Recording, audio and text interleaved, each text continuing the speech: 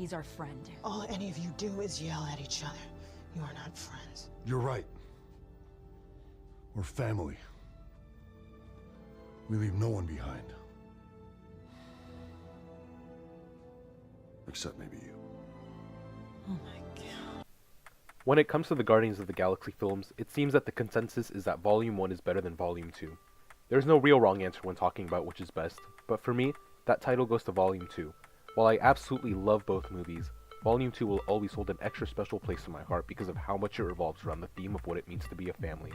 We see this theme in the first film as well, with our protagonist going from a ragtag group of criminals who just tolerate each other for material gain, to somewhat of a family that, while dysfunctional, will stand united in the face of doom. It's in the sequel, however, that we truly begin to see them as more of a real family. They laugh together, they bicker, and they're there for each other, all hallmarks of a family. This theme of what it means to be a family is further accentuated by the inclusion of Ego, Peter Quill's biological father. While Ego and Peter are considered family because of the blood they share between them, we see that Ego has never really acted as family to him. Even when Ego is acting fatherly towards Peter, such as when they play catch together, we know that it's not out of love. It's because he sees his son as a means to an end. Ego needs Peter to trust him so that he can carry out his plan to reshape the universe to his liking. The minute Peter starts going against him, however, Ego stops acting fatherly, because it was all a show. He never really cared about his son, only what he could help him do. But this relationship is only one of the several ways the film drives home the idea that being a family isn't simply about a genetic connection. One of the clearest examples of this comes in the form of the relationship between Peter and Yondu. As Peter comes to realize near the end of the film, Yondu was the only real father figure in his life. Again, while they did not share blood, Yondu was Peter's real father, not Ego. It was Yondu who protected Peter from Ego and the other Ravagers for years. It was Yondu who taught Peter everything he knows. It was Yondu who gave his life to make sure that Peter made it back to the Guardians safely. Their relationship wasn't perfect by any means, but no relationship is. And at the end of the day, they genuinely cared for each other, just as a parent and a child should. As Yondu says about Ego before his death, "He may have been your father, boy, but he wasn't your daddy." Another thing I'd like to take a look at in terms of the Guardians being a family is the relationship with Baby Groot. In a way, every member of the team is Baby Groot's parent. Right at the start of the movie, we see how all the Guardians want Baby Groot to get out of harm's way while they protect the batteries from the giant tentacle alien. Later on, while they're being pursued by the Sovereign, we even see Peter yell out for Baby Groot to put on his seatbelt. They might not be related to him, but he is their child for all intents and purposes. We can tell that Baby Groot sees them all as his parents as well. For instance, when Peter, Gamora, and Drax leave with Ego to his planet, we can see that Baby Groot is sad about seeing them go. Baby Groot doesn't want to be without his whole family. He even eventually shows love for Drax, who he was once not very comfortable with, asking to be held by him during Yondu's funeral. This parent-child dynamic becomes even more apparent in the after-credits scene with Teenage Groot, where we see him giving Peter attitude as he is scolded for playing video games all day instead of cleaning his messy room. Overall, just like the Groot in the first movie, this Groot plays an important role in keeping the team united, serving as the glue holding them together.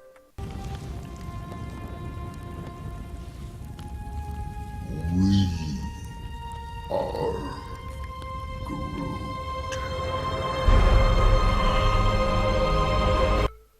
Another relationship in the Guardians I think is worth highlighting is that between Peter and Rocket. To me, the relationship is like a relationship between two brothers, as they argue a lot and often say mean things to each other. One big example of this is early in the film, as they bicker over who the better pilot is between the two of them. Their arguing only gets worse from there, as they begin to blame each other for the less than stellar crash landing, and then call each other names such as Trash Panda. Despite this, however, they still love each other, even if it's hard for them to say it out loud. This is especially apparent during the final battle between the Guardians, Ego, and the Sovereign.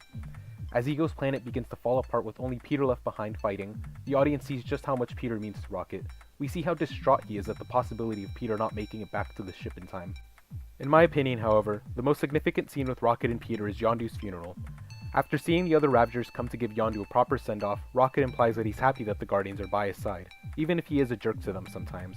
Peter replies by saying, "Of course," because at the end of the day, they really are a family.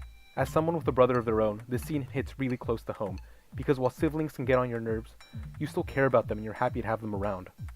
That's how eyesight works, you stupid raccoon. Don't call me a raccoon! I'm sorry. I took it too far. I meant Trash Panda. Is that better? Finally, while technically not a part of the Guardians of the Galaxy, Nebula and her relationship with Gamora also serve as important avenues for Guardians of the Galaxy Volume 2 to get its message about family across. Like with Peter and Rocket, Gamora and Nebula spend much of the film arguing and expressing their hatred towards one another.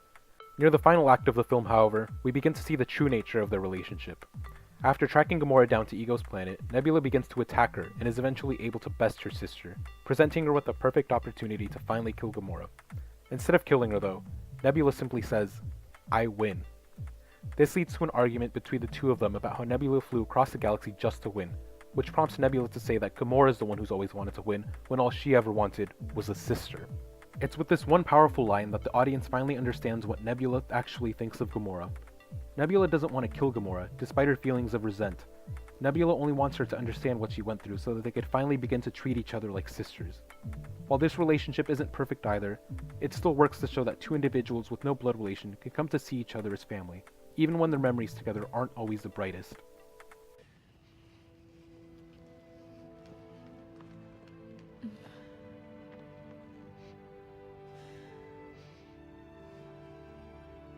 You will always be my sister.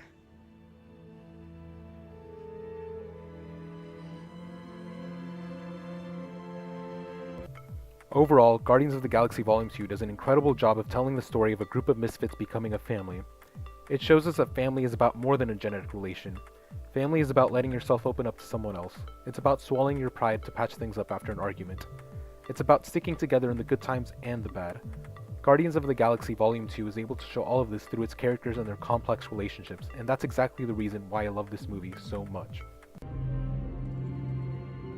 You feel